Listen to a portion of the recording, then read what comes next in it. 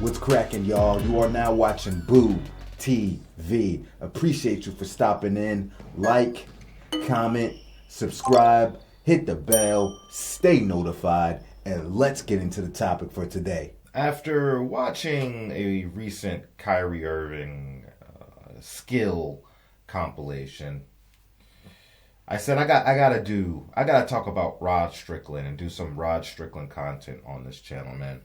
Rod Strickland was the Kyrie Irving before Kyrie Irving, and really was a top point guard in the league in the 90s. Though honestly, you know, he's been forgotten about by a lot of people, in my opinion.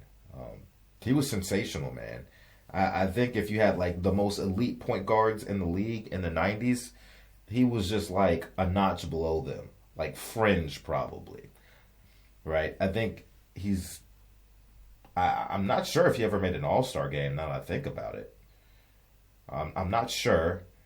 Rod Strickland was immensely skilled, and his best years were probably with the Portland Trail Blazers and the Washington Bullets at the time.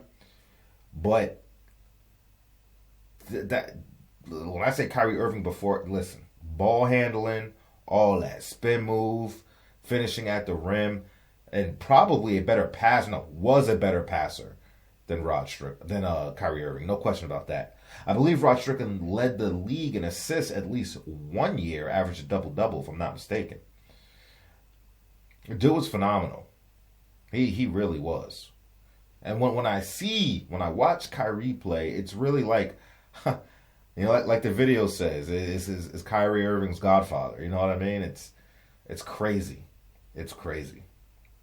And I believe Kyrie has even mentioned that Rod Strickland was a major influence, you know, when he was putting his game together, putting his skill package together, honing his skills, sharpening those swords, you know. But we got a video here by Forgotten Player Profiles YouTube channel. Go check it out.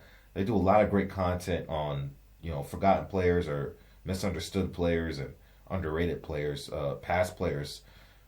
So it's a great channel. I'm gonna probably start doing more reaction videos from them. So let's get into it. Is he the most underrated passer of all time? Let's reminisce on Rod Strickland a little bit.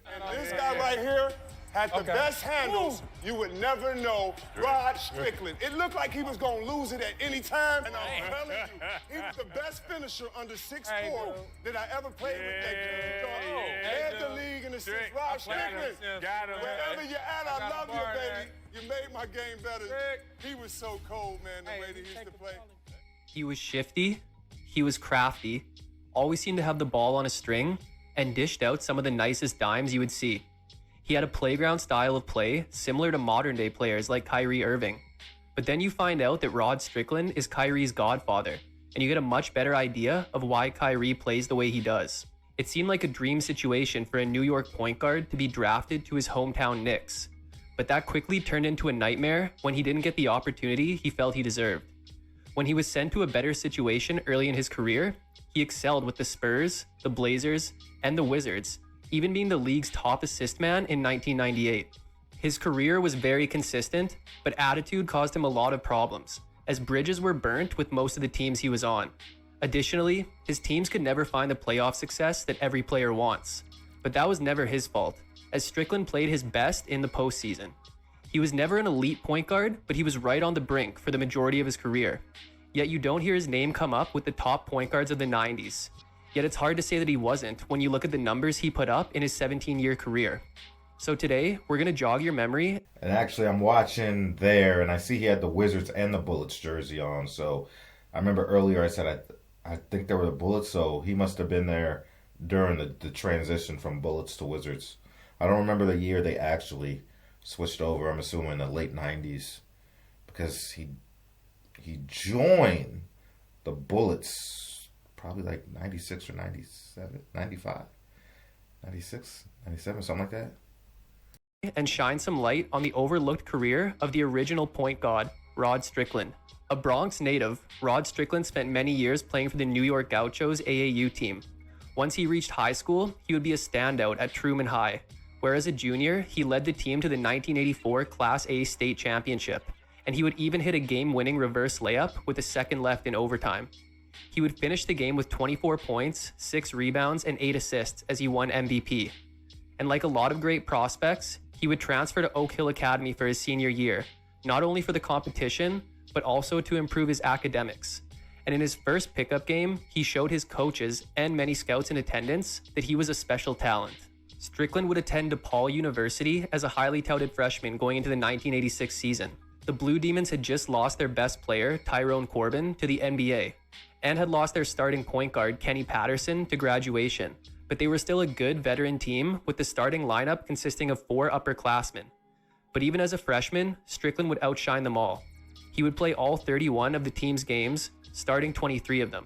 And as a freshman, he would lead the team in scoring as one of 2 players to average double figures, while also leading the team in assists and steals by a large margin. And he shot nearly 50% from the field. With the addition of Strickland, the Blue Demons were able to have a pretty good season, as they ended the year at 16-12 and received a berth in the NCAA tournament. Then, as a 12 seed, they would pull off a couple upsets. In round 1, they would defeat the 5 seed Virginia Cavaliers in a close game that saw Strickland finish tied for second on the team with 12 points, along with dishing out 3 assists on nearly 55% shooting. Round 2 brought a great 4 seed Oklahoma team, but once again, the Blue Demons would pull off the upset, as Marty Embry would lead the team with 19 points and 11 rebounds, but Strickland would again be the second leading scorer, with an efficient 15 points to go along with the team-high 7 assists, as DePaul advanced to the Sweet 16 against top-seeded Duke, who were loaded with NBA talent. Unfortunately, DePaul's tournament run would come to an end, but they would only lose by 7 points, as this time Strickland would lead the team with 15 points on over 63% from the field, and would record 2 steals and a block. But Strickland's great freshman year would end with him averaging about 14 points, 5 assists, and 2 steals per game. Going into the 1987 season, DePaul would welcome JUCO transfer Kevin Edwards, who along with Strickland and forward Dallas Comegis would give the Blue Demons a great trio. Strickland would drop to second on the team in scoring, yet still upped his scoring. But this was mostly due to the addition of Edwards, a great season from Comegis, and improved contributions from sophomores Terrence Green and Stanley Brundy. However, Strickland would up his assists as he once again led the team and would still average 2 steals a game. The Blue Demons established themselves as a top team in the nation as they started the year 16-0 and ultimately finished the regular season at 26-2 and would enter the tournament as a 3 seed. In the first round, they would defeat Louisiana Tech convincingly, with Strickland putting up 25 points on 80% shooting, as well as 8 assists and 5 steals. Round 2 brought St. John's, who were led by another great New York point guard and someone who Strickland would cross paths with in the NBA, in Mark Jackson. And with DePaul trailing by 2, Comegis went to the free throw line, where he would miss the first free throw, then deliberately miss the second. DePaul would recover the rebound, and the ball eventually found its way to Strickland, who hit a game-tying layup with 5 seconds left, which led to the game going to overtime and DePaul taking the victory, as Strickland finished with 16 points, 5 assists, and 3 steals. But unfortunately for DePaul, they would be defeated by 10-seeded LSU in the Sweet 16, with Strickland only managing 9 points, as the whole team struggled to put points on the board. So it was a surprising end to a great season that saw Strickland average about 16.5 points, 6.5 assists, and 2 steals per game. Comegis was gone going into the 1988 season, meaning Strickland and Edwards had to pick up some of the scoring. And they did, as they formed a great duo, averaging over 38 points combined. And the team continued to receive improved contributions from Brundy and Green. DePaul entered the season as the number 20 ranked team in the nation, but a loss to Pepperdine in the first game of the year knocked them out of the top 25, and they would remain unranked for the entire season, as they finished at just 21-7, but would still earn a tournament berth. Although Strickland would see himself suspended for a total of 4 games this year, as he would miss 3 games for academic reasons, and then an additional game for missing a practice. And on top of that, he would be charged for assault and battery on a dormitory guard that occurred on New Year's. But he was available for the team going into the tournament, which they would kick off by running through Wichita State, as Strickland was third on the team with 19 points on 60% shooting, and dished out 13 assists along with 3 steals. Round 2 brought Kansas State, led by Mitch Richmond, but Kansas State would come out victorious, as Strickland would be the only Blue Demon to score. I gotta do a video on Mitch Richmond too. Mitch Richmond could shoot that damn ball, boy. Mitch Richmond was dope. Or double figures, as he finished with 19 points and 8 assists, but would struggle from the field, shooting under 37%, as this would end a career year for Strickland where he averaged 20 points, nearly 8 assists, and 3 steals per game. And he decided it was time to enter the NBA draft after a season like that. So the Knicks pick David selection in the draft. The New York Knickerbockers select Rod Strickland of the Bulls. Getting drafted to the Knicks was a dream come true for Strickland, but it didn't make a lot of sense for the Knicks, as they had drafted Mark Jackson the year before, and he was coming off of winning Rookie of the Year. But Knicks head coach Rick Pitino assured fans that Strickland was drafted to be a backup to prolong Jackson's career. However, Strickland was still skeptical, as he didn't understand why a team that never contacted him chose to draft him. But Strickland wouldn't make a good first impression, as after a preseason loss to Indiana, Pitino gave newly acquired Charles Oakley and Strickland permission to stop in Chicago, as long as they were back in time for a morning practice later in the week. When practice started, Oakley was there, but Strickland wasn't, as he had missed his flight and couldn't get another in time, which resulted in a $250 fine. But Strickland would begin his rookie year backing up Mark Jackson on a Knicks team led by fourth-year superstar Patrick Ewing, and he would play great in his backup role, as he would be one of the top bench scorers and the second best assist man behind Jackson. He would even have 3 double-doubles, including a 20-point, 14-assist, and 5-steal performance in a starting role in a March 4th blowout of Chicago. However, there was clearly something between Pitino and Strickland, as after December 30th loss to the expansion Charlotte Hornets, Pitino would say that Strickland isn't as good as the media makes him out to be. Nonetheless, the Knicks finished 52-30 and would play the Sixers in round 1, which ended with the Knicks sweeping Philly. Strickland would see his minutes drop, but he would still average 8 points and 2.5 assists on over 58% shooting. Round 2 brought the Michael Jordan-led Bulls, who beat the Knicks in 6, as Strickland would struggle, putting up only 5 points on less than 38% shooting, to go along with nearly 3 assists.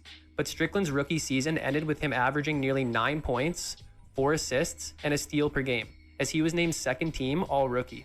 Pitino would return to the NCAA after the season and was replaced with Stu Jackson going into the 1990 season. And Mark Jackson would report to training camp out of shape, which resulted in Strickland starting all preseason games and averaging over 8 points and 4 assists in 20 minutes of action. Strickland would get a minutes increase for the Knicks this year, but was still unhappy with his role, as he felt that he wasn't being given a fair chance to compete for the starting spot, and that Jackson was unfairly favored. And the tipping point would come in a February 1st game versus Sacramento, where he was pulled from the game for reportedly not putting in enough effort on defense. After this instance, he would publicly ask for a trade, and he would get his wish 3 weeks later, as he would be traded to San Antonio for veteran point guard Maurice Cheeks at the trade deadline.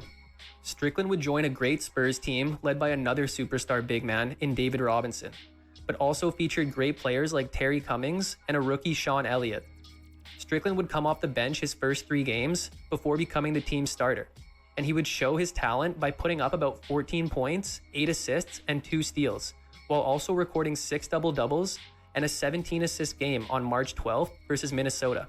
The Spurs would finish the year 56-26 and draw the Nuggets in the first round of the playoffs, who they made quick work of in a 3-game sweep. Strickland would average a double-double for the series at about 13 points and 10 assists, as well as 2 steals per game. The second round would bring Clyde Drexler and the Blazers, and this would be a back-and-forth 7-game series that saw Strickland average about 12 points and 11.5 assists, which included a postseason career high of 17 assists in a Game 3 win. Unfortunately, Strickland's most remembered moment of this series came in the final minutes of overtime in Game 7, when he threw an errant behind-the-head pass that the Blazers saved from going out of bounds, and then got the ball to Drexler, who was fouled by Strickland on a breakaway, which resulted in 2 free throws for the shooting foul and 2 more and possession due to the breakaway rule, which would push the game out of reach for San Antonio. Yo, I didn't know about this play. I didn't know about that behind the back. Ill-advised pass, and I'm watching it and I was like, why do I think this is about to happen? It literally reminds me of the Game 7 and the 2016 NBA Finals when Steph Curry threw an ill-advised behind-the-back pass to a wide-open Klay Thompson at the three-point line. All he had to do was pass the ball to Klay. That would have been a bucket, but Steph Curry puts it behind his back and it ends up turning the ball over. I think it went out of bounds. Wow. Those suck. And end their season. But for Strickland's overall regular season, he averaged about 10.5 points, 5.5 assists, and 1.5 steals per game. The Spurs looked strong going into the 91 season and would have all 5 starters average at least 13 points, as they finished 55 and 27. But they could have been even better, as Cummings missed 15 games and Strickland would miss 24 due to injuries, including a broken hand, which he suffered in a fight outside a nightclub in early February. But when he did play, he was an efficient scorer, shooting over 48% from the field, while also being one of the top distributors in the league, as he finished tied for 12th in assists, which included 17 games with at least 10 assists. The Spurs would enter the playoffs with a matchup against the Golden State Warriors and their Run TMC trio. And as most know, this ended in a surprising 4-game upset of the Spurs. Strickland would once again up his play in the postseason, as he averaged 5 points more than his regular season, a team-high 8.8 assists, and nearly 2.5 steals per game, which included a postseason career-high 30 points, along with 9 rebounds and 13 assists in the Spurs' only win of the series in Game 1. But for his regular season, Strickland would average about 14 points, 8 assists, and 2 steals per game. Fans weren't happy with Strickland to start the 92 season, as he held out for a better contract for the first 2 months of the year, and he would end up missing 24 games. And when he did return, after signing a 1-year, $1.3 million contract, he was greeted by a lot of boos from the home fans. The Spurs were just 13-11 when Strickland rejoined the team, and would go 34-21 the rest of the way to finish with an underwhelming 47-35 record. However, they would deal with injuries to other starters, such as Willie Anderson missing 25 games and David Robinson missing 14. Strickland would record a then career high of 28 points in a February 6th loss to Indiana, as well as a then career high 19 assists in a March 3rd win versus Minnesota, as he would dish at least 10 assists in 22 games this year. The Spurs entered the playoffs with a matchup with Phoenix, but they were without Robinson, who had thumb surgery in late March, which ended his year. So without their best player, the Spurs would be swept. Strickland had another great performance, as he dropped 20 points and 9 assists on 8 of 12 shooting in Game 1, then 10 points and 11 assists on 50% shooting in Game 2. But then a broken hand would keep him out of Game 3. And for the regular season, he averaged about 14 points, 8.5 assists, and 2 steals per game. After the contract holdout didn't go as planned, it wasn't too big of a surprise that Strickland would leave in free agency and sign with the Portland Trail Blazers, who were coming off of an NBA Finals appearance.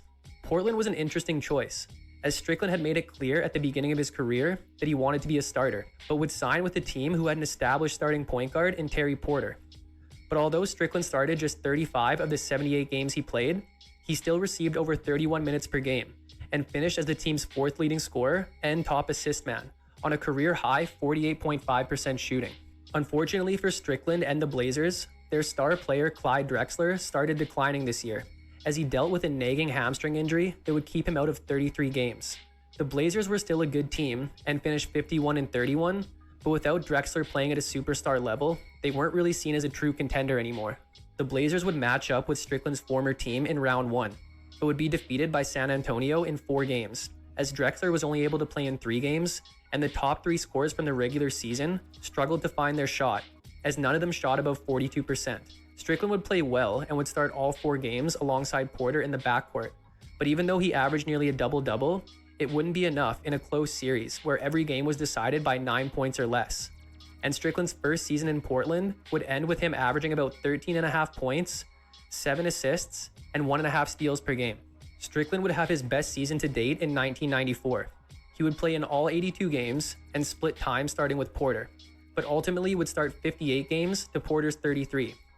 Drexler was healthier, but still missed 14 games, and wouldn't lead the team in scoring for the first time since 1987. But Strickland was now a top 3 scorer on the team, averaging a then career high in points and assists, as he would finish 6th in the league in assists per game. And this season would include his first 20-assist game, when he set the Blazers' record with 20 dimes in an April 5th win versus Phoenix. But the Blazers were continuing to slowly decline, as they still had an elite offense, but had the 18th ranked defense, which resulted in a 47-35 record. This was still good enough for another playoff berth, where they would be matched up with the Houston Rockets and MVP Hakeem Olajuwon. The series would end in a 4-game loss for the Blazers, but Strickland would have arguably the best playoff series of his career, as he would start somewhat slowly with 17 points and 5 assists on less than 39% shooting in a Game 1 loss, but then would put up 26 points on 62.5% shooting to go along with 12 assists and 3 steals in a Game 2 loss, followed by 25 on nearly 58% shooting along with 15 assists in a Game 3 win, and would end his great performance with 26 points and 7 assists, but would shoot just over 41% and commit 6 turnovers in the series-deciding Game 4 loss. But this performance would leave Strickland as the team's top scorer in the series, while also averaging nearly a double-double. But for his regular season, he would average about 17 points, 9 assists, and 2 steals per game. 1995 was a season of change for Portland. Head coach Rick Adelman had been fired in the offseason and was replaced with PJ Carlesimo. Although Strickland managed just 64 games, he took on the bulk of the point guard responsibility, as Porter was limited to 35 games in a bench role. Strickland improved his scoring once again and was third on the team in scoring, with Clyde Drexler retaking his spot as the team's top scorer. And this season would also include Strickland shooting 123 three-pointers, after never shooting more than 59 in any season prior. But then with the Blazers sitting at 25 and 21 and no longer championship contenders, a blockbuster trade sent Drexler to the Rockets for a package headlined by big man Otis Thorpe and a first-round pick. The Blazers would go 19 and 17 the rest of the way to finish 44 and 38, which was enough for a playoff spot, where they would play the Phoenix Suns, in what would result in yet another first-round exit for Strickland and the Blazers, as they were swept. However, Strickland would once again reach another level in the postseason, as he would go for 23 and 13 in Game 1, then 26 and 12 in Game 2, and end his series with 21 and 12 in Game 3. But his efficiency would take a hit, as he never shot above 43% for the series. But Portland's best days were behind them, and this marked the 5th straight year that Strickland didn't make it out of the first round. And for the regular season, he would average about 19 points, 9 assists, and 2 steals per game. Porter had left for Minnesota in the offseason, and Thorpe would be traded to Detroit. So now Strickland and Cliff Robinson, who were both in their primes, were the team's top players by a large margin. And Strickland would again shoot over 100 threes with 111. But Cliff Robinson, an underrated player. Underrated player. Every time I see Cliff Robinson, I want to say Cliff Big Dog Robinson, but that was Glenn Robinson. Glenn Robinson was Big Dog.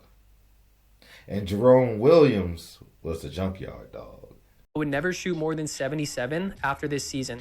The Blazers would also get an addition that they had been waiting on for years, as their first-round pick in 1986, Arvydas Sabonis, had finally joined the team after many years in Europe. And although he was a 31-year-old rookie, he would be a top 3 scorer on the team. But Man, I gotta do an episode on Arvydas Sabonis too. His son, Domantas Sabonis, is having a hell of a year right now, man. It's a shame he's really not getting any recognition. Like, he is having a hell of a year. One of the best players this season. He's just as instrumental to the Sacramento Kings' success as what's that boy's name? I always forget his name. De'Aaron Fox. Strickland would find himself in hot water multiple times this year. First, just 3 games into the season, he would be arrested and charged with assaulting an ex-girlfriend during an alleged argument they had the month prior. Strickland wouldn't have much to say on the matter, but he would make it clear that his accuser was never his girlfriend. Strickland wouldn't miss time due to this incident, however, and the Blazers season would continue. See, I never heard about all this, his personal life, and causing problems with his professional career in the NBA. But this fool, he's like, I'm not refuting the assault charges, but let's make this clear. That ain't my girl. But then, with the Blazers sitting at 24 and 29, Strickland would storm out of a February 22nd shoot-around after an argument with Carlesimo, where he would say that he could no longer play for the coach. Strickland would miss the next 6 games before returning to the team on March 5th. The Blazers would go 2-4 in the 6 games without Strickland, and were sitting at 26 and 34 after losing Strickland's return game against Houston. But they would then go on an incredible 18-4 run to end the season at 44 and 38 to get a playoff matchup with Utah. And that stretch included Strickland recording another 20-assist game in a March 30th win versus Houston. Portland would drop the first 2 games to Utah before winning the next 2, but then would get dominated in Game 5, as they would lose that game by 38 points.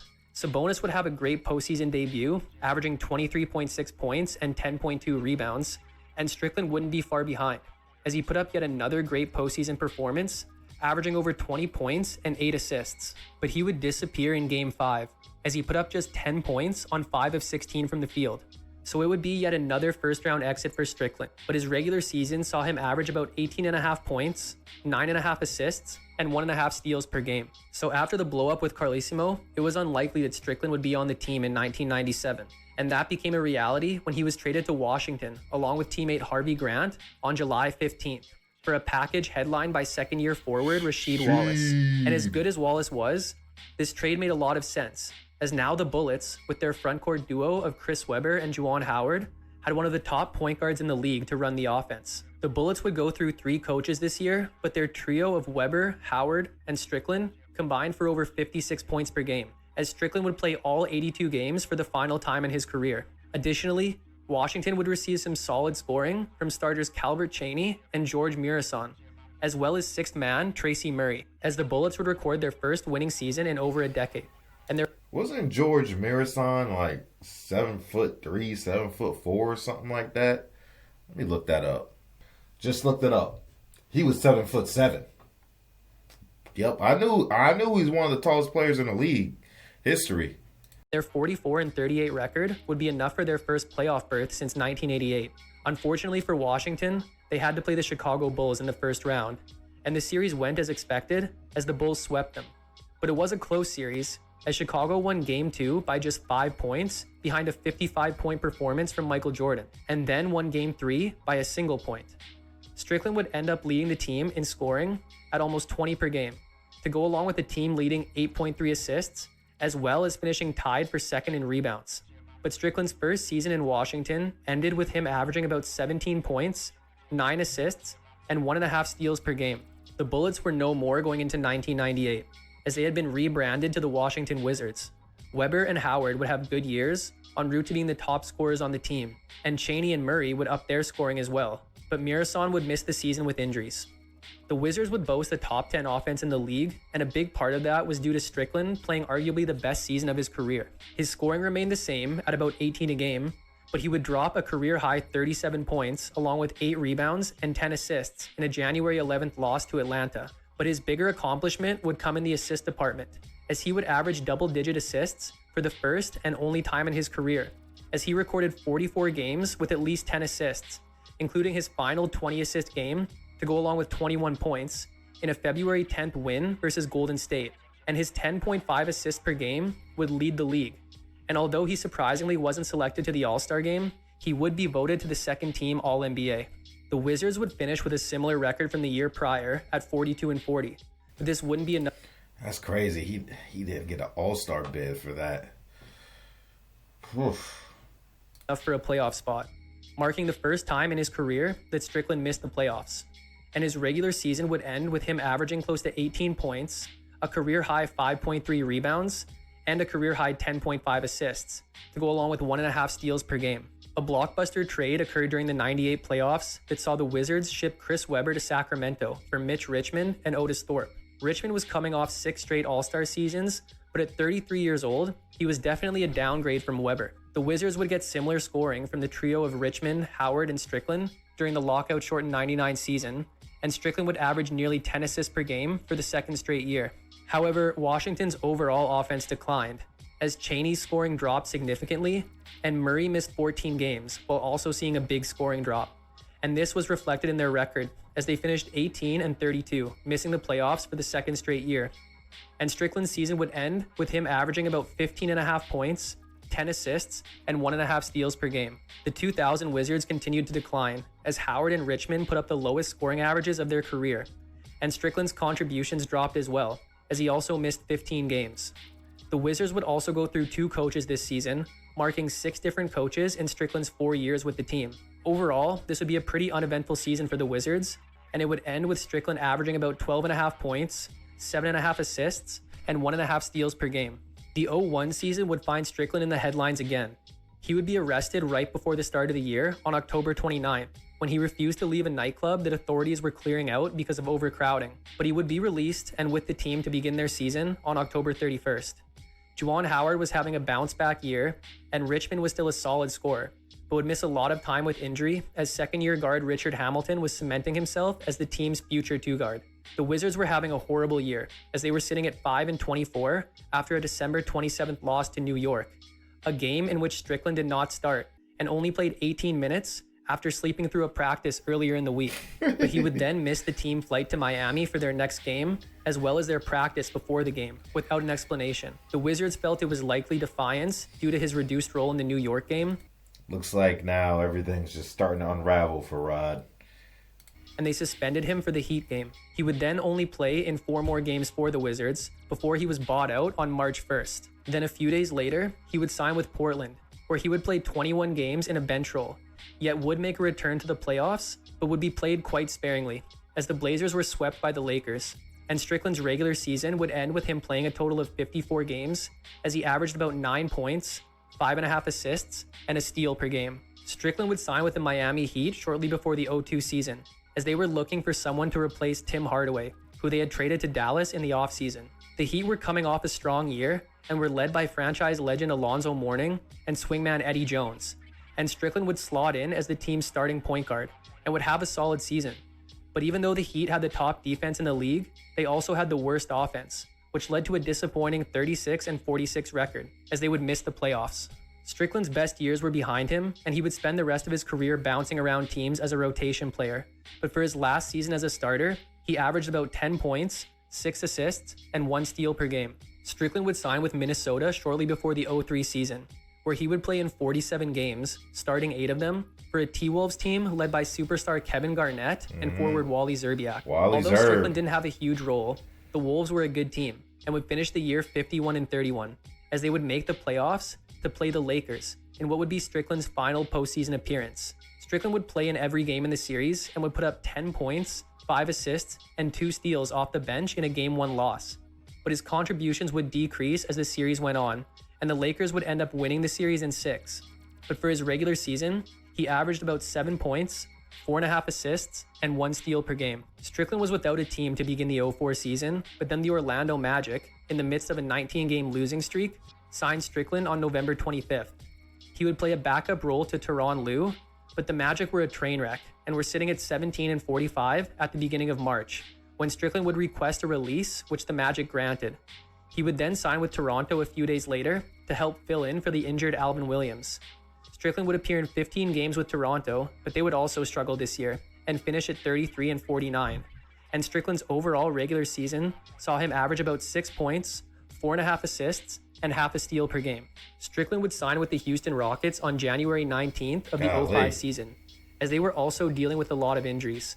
But they had a new duo of Tracy McGrady and Yao Ming, and wanted to do all they could to put them in a position to win. However, Strickland would appear in just 16 games before being Wasn't Rafer Alston the point guard for that Rockets team during that time? Let me look that up. No, so Rafer Alston joined the team in the 05-06 season after Rod left Houston. Waived, and his shortened regular season would see him average about 2 points and 2.5 assists per game, and he would never play another game before officially retiring in 2007. Rod Strickland wasn't exactly a player that stayed out of the spotlight, but he would often find himself in the spotlight for the wrong reasons, which would overshadow an incredibly consistent career.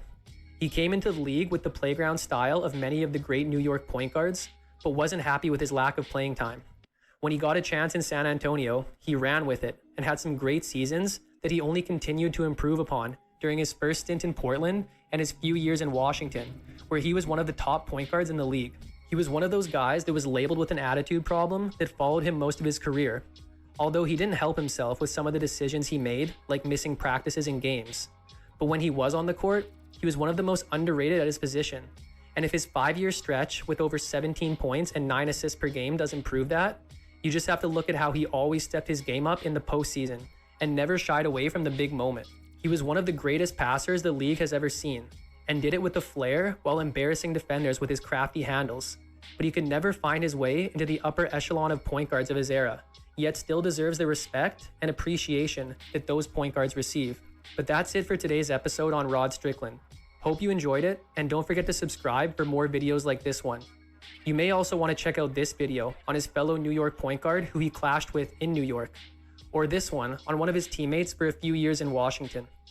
Yeah, as much as he was a journeyman and just hopping from team to team and getting moved from team to team in the twilight part of his, I was like, damn, he just either requesting to get traded or requesting to get bought out or released or whatever on waivers, whatever the case may be.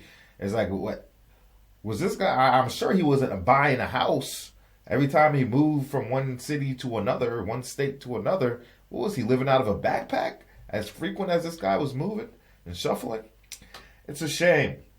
I hate to see some players go out like this that have all this skill and talent, because sometimes just certain decisions tend to follow you and haunt you along in your career, and you keep making the same mistakes over again. It really paints you in a bad image and can affect your professional career, because even though you may be great and have a lot of skill, for disciplinary reasons, the coach isn't going to want to play you, and rightfully so, because there's other players on the team that are doing what they got to do in other areas, putting in the work, not missing practice, staying out of trouble outside of the basketball gym, and you got a guy acting up and just getting playing time because he's good. That's going to be toxic in the locker room. But Rod Strickland, phenomenal man, very underrated. And like I said, Kyrie before Kyrie. You can't. You saw the video footage. Crafty as hell, ball handling, passing. Like I said, better passer than Kyrie, and then the layup package was sensational. Rod was nasty. I think he was on the All the Smoke podcast not too long ago. I didn't watch the episode, but I saw it on my YouTube feed that Stack and Matty Barnes had Rod on the show. So I'm curious to what they chatted about and what they talked about, because everybody respected his game. If you were an opposing player, they respected his game, no question. He could cook just about anybody in front of him, I'll tell you that. Either way, appreciate y'all for stepping in. Let me know what you think about it. If you'd like to add anything, add context. If I misspoke on anything, call me out, and I'll catch you on the next one. We out, baby.